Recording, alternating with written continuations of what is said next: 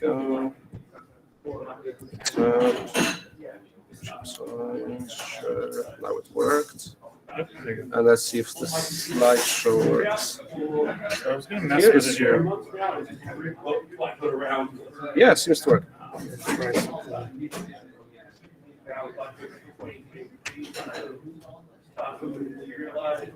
You want to get the camera or on both? Yeah. There we go. Cool.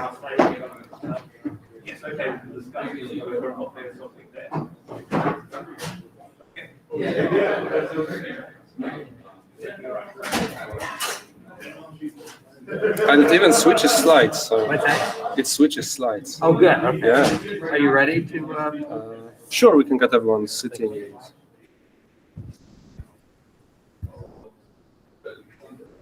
Hello. Folks, why don't we go ahead and get started?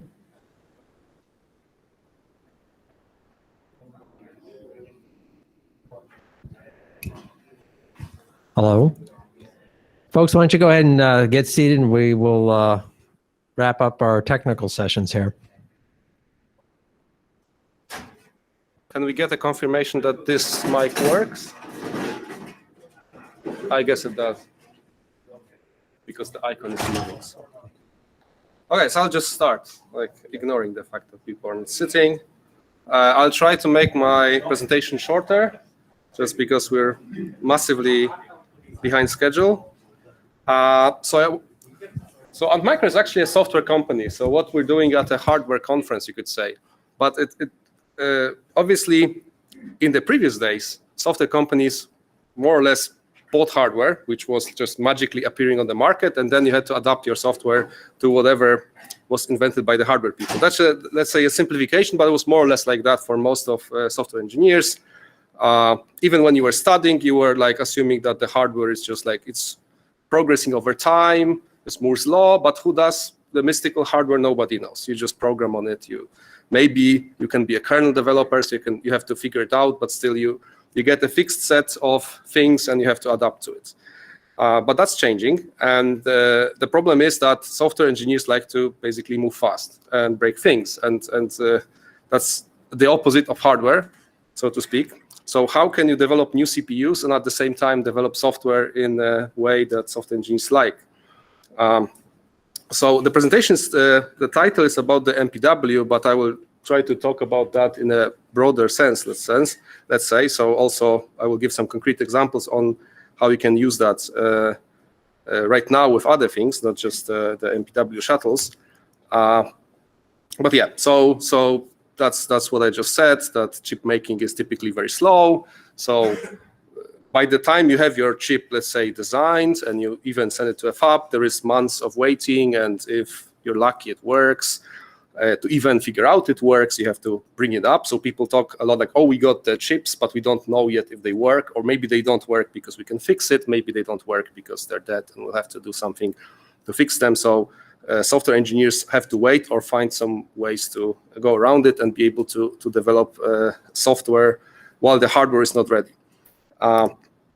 So there is something called pre-silicon development, very well known for software engineers that, let's say, implement things like drivers or operating systems, etc. So you actually have to develop a lot of software before you have the hardware to be running on. And it can sometimes be very difficult, because once you get the hardware, you realize that you are not even halfway done, even though you thought you are.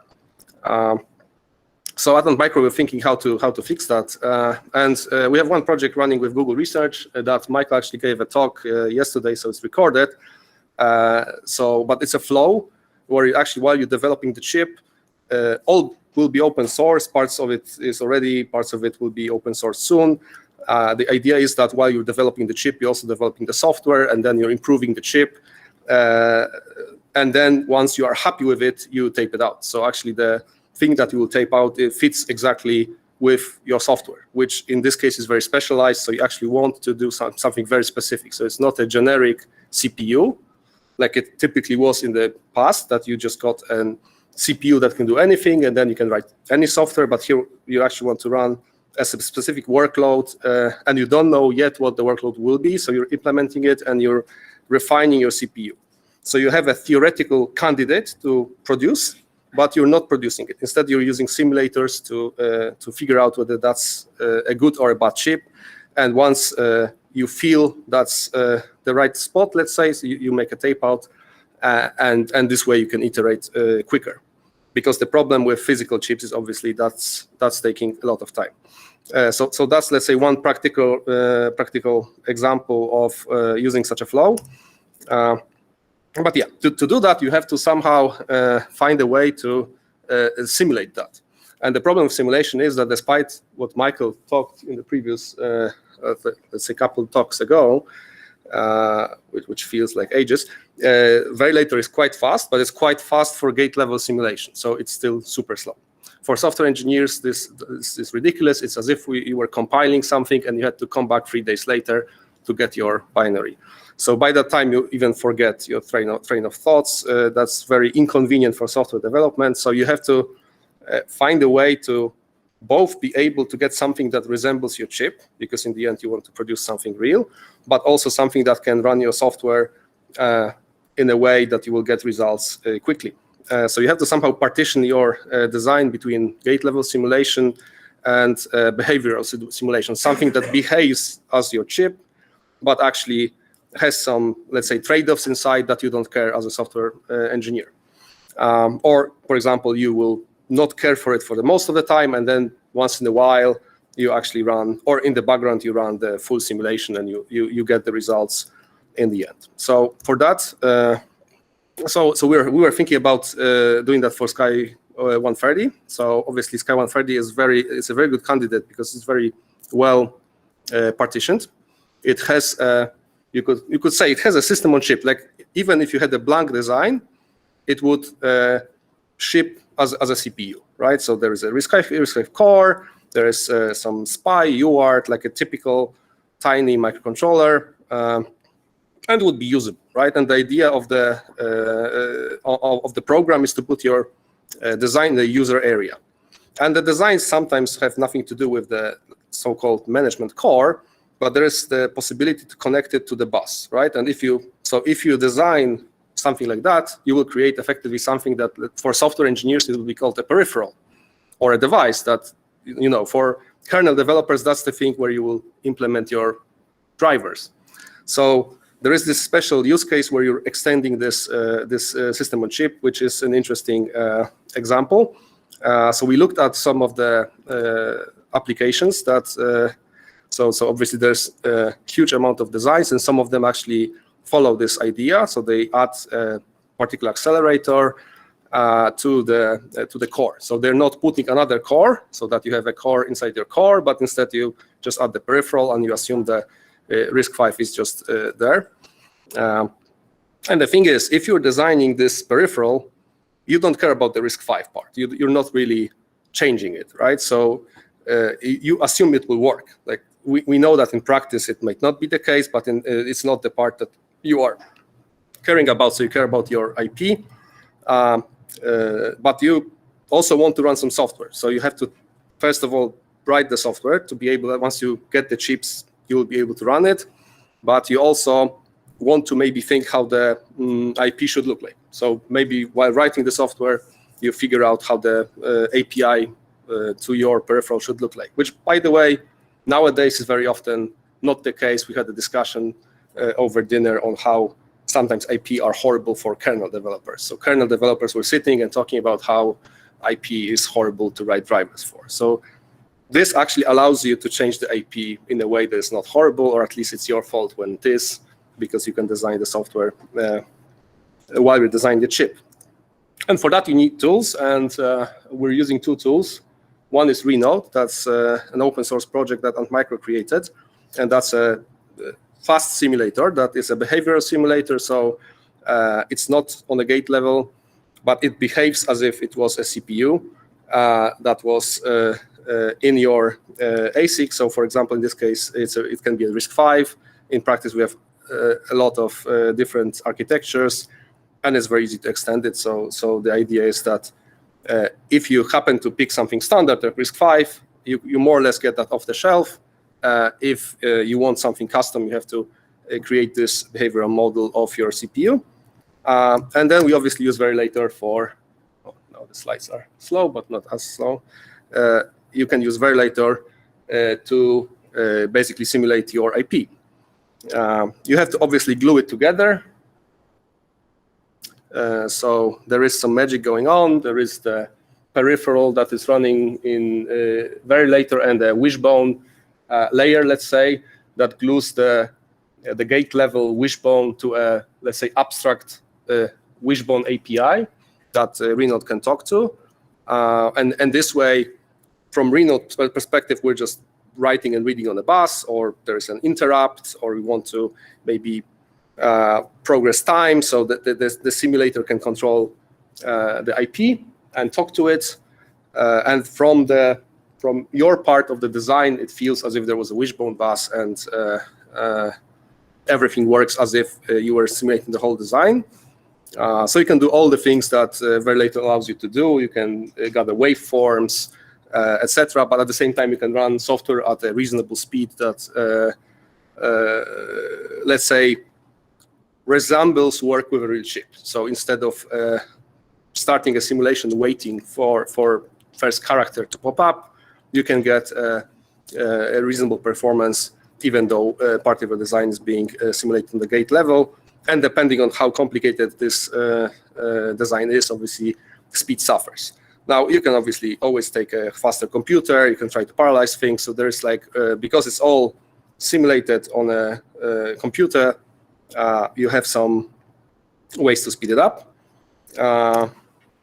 Yeah, now, so in MPW, there's Wishbone, but we have a lot of other buses. We have AXI. Actually, we started with AXI. I will show a little bit later on how actually that was originally created. So MPW is just, let's say, a repurposed use case. But in general, even if you're using some bus that we don't support, you just have to implement the glue code to connect it. So it's not super complicated. And we have some plans for the future. Yeah, and then the flow looks a little bit like that. So in terms of MPW, let's assume that the user project is just a single Verilog file. We more or less use Verilator to get the C++, compile it to a library that Renode can talk to. It's compiled together with the bus, so with the model of the bus, and then Renode can talk to it. Then Renode loads the test software and the platform description, which also includes the RISC-V in this case, and then we can run our test software and see the results as if we had a chip. So in practice, the MPW, I was assuming that Mohammed will talk about MPW before me because he was supposed to talk now, but I guess we'll hear about MPW in great detail later. But we had already a couple of talks, so everyone knows more or less what it is. We actually picked an AS core, so we take it unmodified from just a public repo, and the idea of the tester is that it can basically eat this repo and run it in this flow. Obviously, it's a hand-picked example where it's actually using the wishbone, and there's this assumption that that the CPU is being used, and also this contributor created software. So, which is interesting because there's some projects that also follow this rule, but they have no software. I guess they didn't have the flow, so they could, like, they're waiting for the chip, which is very often that's the problem, that a year later you don't have the software because you don't have the chip.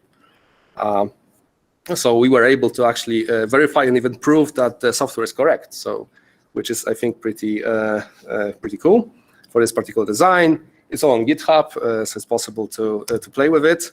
A little bit on how you connect it. So that's the glue code for the wishbone.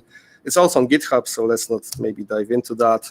In terms of Renode, the platforms are more or less described like that. So just a small config file that describes where the things are connected. In this case, there is a Verilated peripheral that is just a double word peripheral, so something that you can write with 32-bit or read 32-bit values from. It's mapped on a bus. So more or less, and then some info on where to find actually the gate level model. So the very latest code. And Renode will load it automatically and behave as if it was a native Renode model. Then so the assumption in Renode is that you can use it, let's say, just as a tool to develop something on your computer, but it's really powerful when you do it in the CI. So we allow people to write tests in many frameworks, including one that we use internally for testing Renode, which is Robot Framework. So you write a simple test. You basically include the design, start simulation, wait for a line in a log that shows that software wrote something somewhere, and the whole script on GitHub shows like there's some magic value and some magic address that this software happens to be writing to actually show the result of the computation. So we can check if the computation is correct. It's already there, connected to GitHub Actions, so you can go there, open the green tick, and then go to run test and see if the test passed and what's the expected, let's say, value, and if it matches. So it's basically possible to connect it to your repo, and then when you change stuff, you can get a tick, or obviously, if you fail, you know immediately that doesn't work. You can do it locally. It's pretty simple. Just obviously inside those scripts, some things are happening, and you have to download a few tools. But more or less, you can do it with those 3 commands. There's also a live demo that I'm not going to do because that maybe would be a stupid idea because we're out of time. But anyone can just open it, and because Google Research is providing Google Colab for free, which is basically compute in the cloud that you can just open in your browser, and it will magically give you a computer. You can run all this demo just in Google Colab by checking the QR code or clicking on the link. I guess we'll publish the slides later. Or you can come to me, I can show you. Yeah, and so, but let's talk about some use cases that are maybe interesting, because that's the MPW is, let's say, a special case, because we have all the RTL. So somebody could say, let's just use Verilator, simulate everything, maybe fix a few bugs in Verilator so that it works 100%. But why would we need this type of division? But the problem is that very often we don't have the code for lots of the IP that we have, or like it's for some reasons impossible to simulate it. It could be licenses, etc.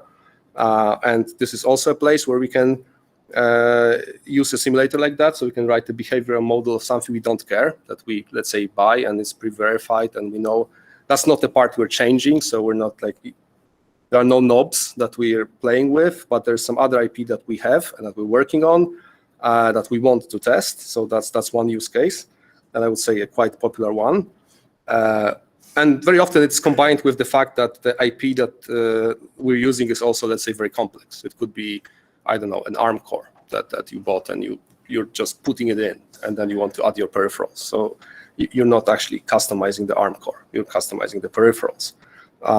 So that's one use case. Another use case is actually why we originally created it was Zinc, which is an interesting, I would say, metaphorically speaking, very similar to MPW, because there's also a CPU that's already there, and you also have your space that happens to be an FPGA, which is slightly better than a tape-out, because if you have a buggy bit stream, you can always just change it.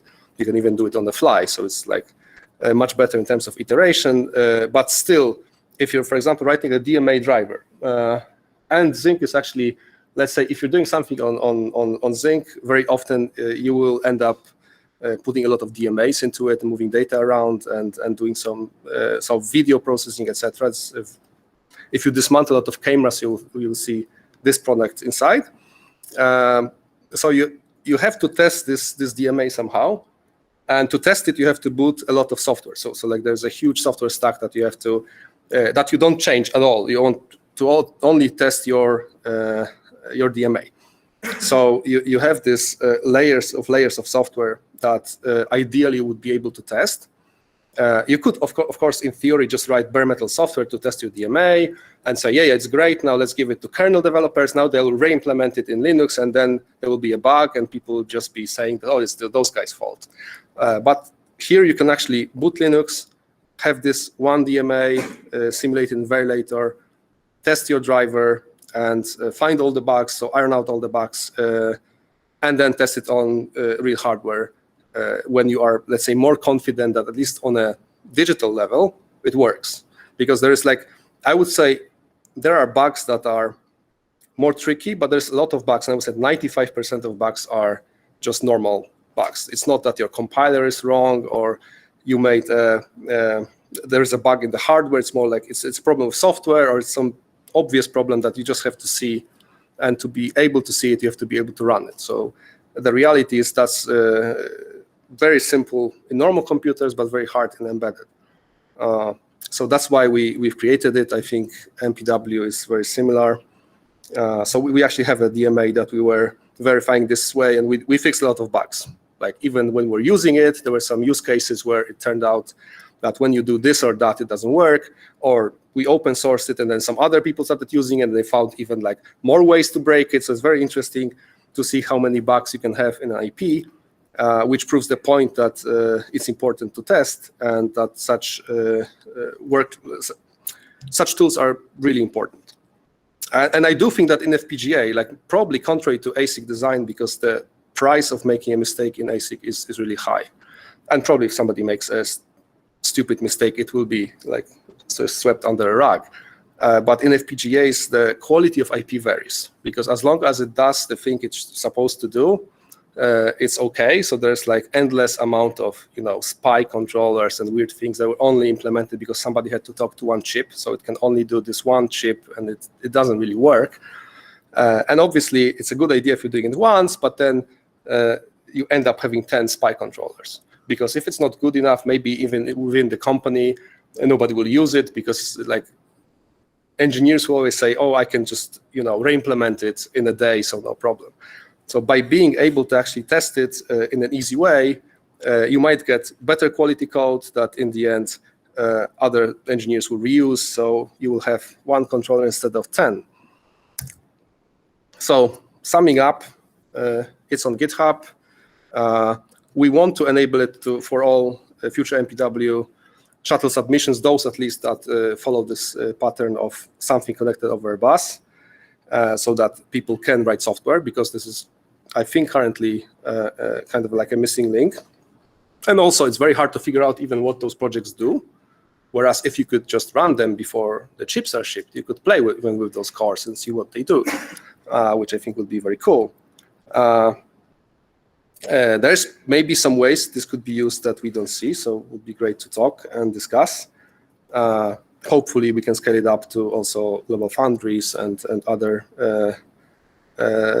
processes. The fact is that this is not really dependent on that, so it should just work out of the box. It's more about the idea of having the designs done in a way that we can automatically just eat them and know where the things are. So currently that's also a little bit of a problem. The structure might be different and we have to find all the things to test. But we have this example of this one core, and there's another example. And none of those people knew that we're doing it. So in a way, we had to adapt. So that's it. Thank you, Peter. So do we have any questions here from the audience in person? So is Renode like a cycle accurate ISS? It's an instruction set simulator. So it's instruction accurate. The time flow, the assumption of the time flow is that every instruction moves the time by some specific fraction of time that you define. You can potentially let's say, make it work in a way that different instructions might take different amount of time. So you could make it slightly more accurate. But in this sense, the assumption is that it's when you say there is 100 instructions per second, that will be the time flow. I see. So it basically drives the clock with every committed instruction. Okay. Yes, but you can add as many CPUs as you want, and also those CPUs don't have to be in one device. So and the time is virtual, so no matter how many CPUs you have, and if they are sharing a bus or not, the time flow will be, obviously the things will be slowing down more and more, but they will be synchronized and it will be reproducible. So the idea is that it's reproducible and the time flow is the same each run. And there is a seed, so every time you use the same seed, you will get the same results. Okay.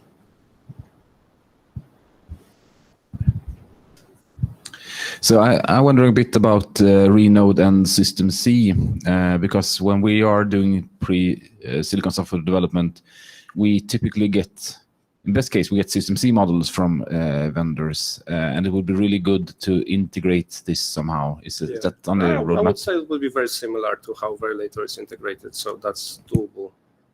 I don't see any reason why not.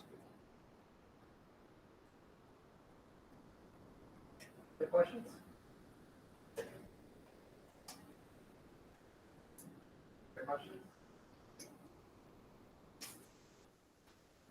Any other questions? Oh.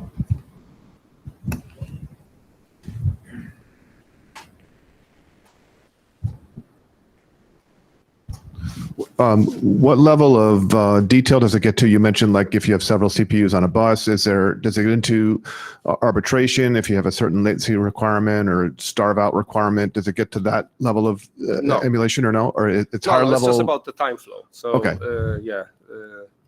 The bus is, there's no arbitration. The bus is not simulated. So I see. And then how many MIPS do you get, or some sort of speed estimation compared to it's others? a hard question. So how it works is it translates the let's say target assembly to host assembly. So depending on how lucky you are in terms of what you're translating to what, it's faster or slower, and also depends on the workload.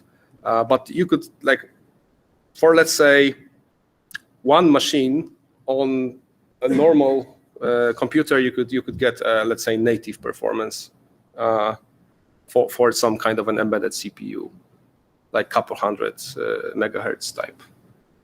Then obviously if you add more, it will get slower, but still like much faster that we'll get with gate level simulation for obvious reasons.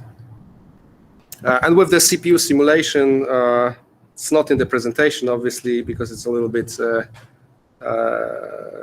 like a side thing, but I think Michael mentioned it in his presentation yesterday. We are allowing other CPU simulators, or let's say core simulators, to be glued into Renode. So Google has, for example, an experimental core simulator. So then obviously you can try to optimize them for speed for your particular architecture. Because I guess ours, like, we support ARM, RISC-V, and PowerPC and some other architectures, whereas you could think about, for example, just a specific optimized use case.